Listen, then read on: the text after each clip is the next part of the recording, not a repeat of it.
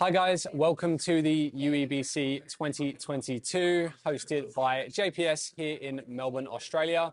I am joined by none other than the man Danny Lennon himself, who is joining us from Granada in Spain via Ireland originally. Yes. Danny, great to have you here. Thanks for taking the time.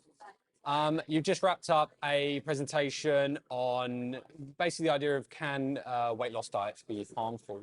Yes. And really, I just wanted to start our conversation talking about, obviously for coaches, maybe personal trainers out there, how important would you say it is kind of educating your clients on why fat loss diets for aesthetics as opposed for necessity? How important is this kind of education process? Yeah, I think the biggest thing we need to realize is that anytime clients come to you, they have a certain amount of resources that they can use, right? Their time, their effort, their money, and so on. And the whole idea of evidence-based practice essentially is how can we help someone get a result whilst making their use of resources as efficient as possible? And part of this then comes into, okay, when is it going to be useful for someone to undergo a weight loss diet or not? When is it useful for a weight loss maintenance diet or not? And how can we structure this to try and make best use of those resources? And of course, there's, as we talked about in the lecture, there are some potential risks to undergoing a weight loss intervention, as well as potential benefits. And so by understanding them, we can probably make better choices in practice. Sure. So are there any, let's say you've worked with clients, maybe you don't have a whole heap of experience, but you've done a little bit as a coach or a personal trainer. Is there any maybe telltale signs that we should look out for that a client maybe isn't ready for a fat loss diet? This is really a difficult question because we don't have any really good, clear screening tools and guidelines for fitness professionals. And that's why it's such a big issue right now of how do we actually know, is this going to be useful? And so we have to use some degree of intuition and kind of guesswork here.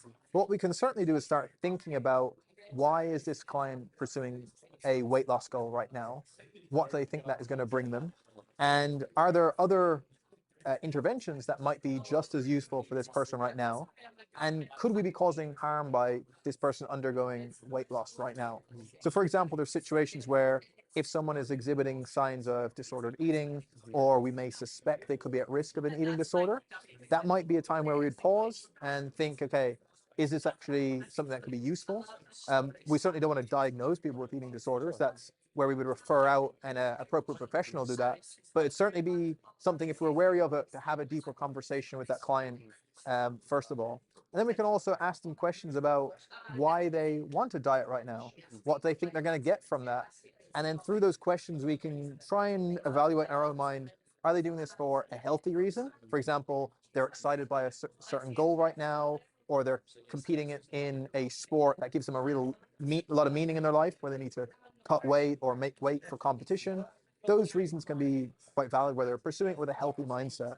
Whereas if they're doing it for reasons where they feel really negatively towards themselves, and they are doing this because they feel they need to for some sort of reason, then it's not to say that we should tell them you can't diet right now, but we should also note that, hey, there's these other things we can take care of where you can also improve your self-compassion, your self-esteem, etc., whilst you go on this diet, or even if you don't, right? And kind of disconnect that the only way for them to be healthier or to get fitter or to improve their self-esteem is only through dieting, whereas there's other means. So it's really just kind of taking or trying to persuade the client to take a more holistic view of kind of their view on themselves, really. So just trying to convince them that, okay, well, it's not just about your body image, but we can look at all these other great things that are going to help you basically just be happier in your body, be happier with kind of the foods you're eating. That's kind of that kind of approach. Yeah, and I think it's like digging below that kind of surface level of the initial goal is, of course, to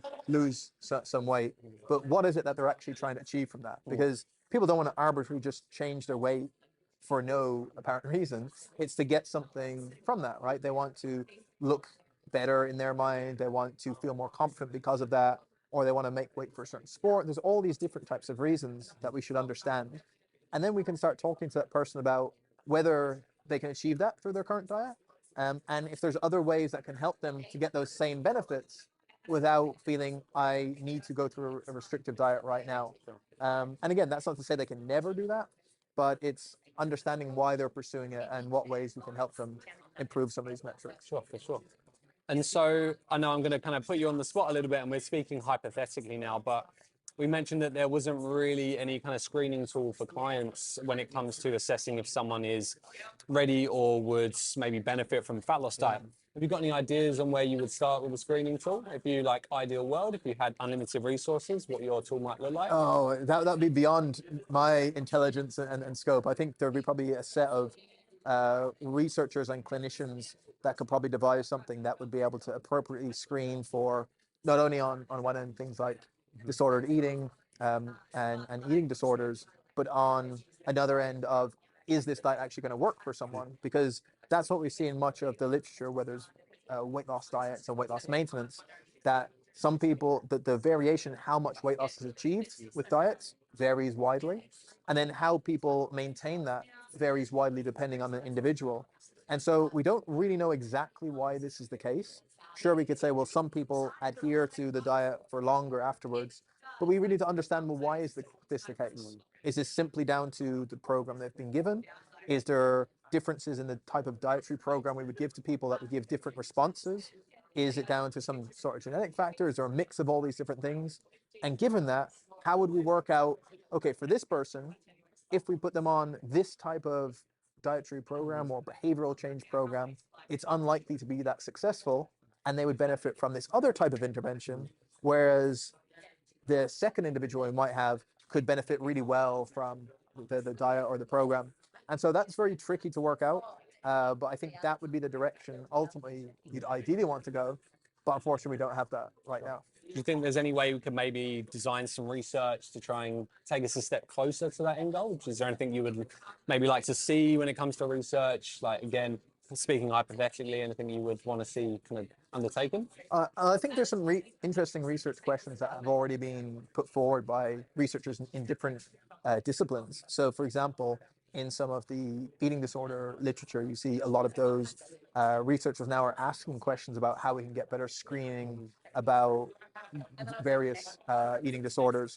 Then in like obesity work, because of this difference in weight loss maintenance, you're seeing people ask, well, how do you work out who weight loss programs are useful for or not? So these questions have already been asked, and there's some degree of research in different areas going on to try and solve that. But I think it'll be a long kind of process to get those answers and then knit them all together, because it's quite complex. Yeah, that makes sense. So, Danny, really just to finish off, I want to give you a bit of a question unrelated to the industry. So, for those that don't know, Danny founds a podcast along with Sigma Nutrition, known as Sigma Nutrition Radio. Fantastic podcast. And I want to pose you this question. Let's say you had a guest speaker out of the industry, so not in the health, not in the fitness industry, maybe a celebrity. Who would you have on, and what would your topic be? Oh, wow. Wow. That's really difficult. I think depending on the hour and day you asked me, it would probably be very different and what my interest was at the time. I think the name that's coming to mind right now would probably be Sam Harris, just because I've read a number of his books and listened to a number of his podcasts, find him quite an interesting person who has broad interest in many different topics around the world. And I tend to resonate with a decent majority of his positions. And just because I've heard him talk on podcasts, I think that would be quite cool. So what would your topic be? If you had to zone in on one topic, you've got an hour. Well, I think the big existential questions I find most interesting. So obviously he talks a lot about things related to human consciousness, which I think are interesting, but ultimately maybe there's not direct answers to. And I would maybe, based on that, like to talk about the concepts around like nihilism and existential dread. Going really deep. Really here. deep. Really Yeah. deep. Really deep. I can get quite dark with some of these thoughts. This would have to be, in my view, this would have to be a podcast undertaken about 2 a.m. Yeah, pretty much. Sleep deprived. My position would be to say to him, look, here's my thoughts about the existential crisis that I find myself in. So give me some degree of optimism to save me from the dark nihilistic view that I want to hold. I, for one, would listen to that podcast. I think, to be honest, a lot of our listeners, our viewers would as well. Oh, great. So, Danny, I think that's probably all we've got time for today. I just want to thank you once again for taking the time to sit down with me and for coming all the way down to Melbourne to present today.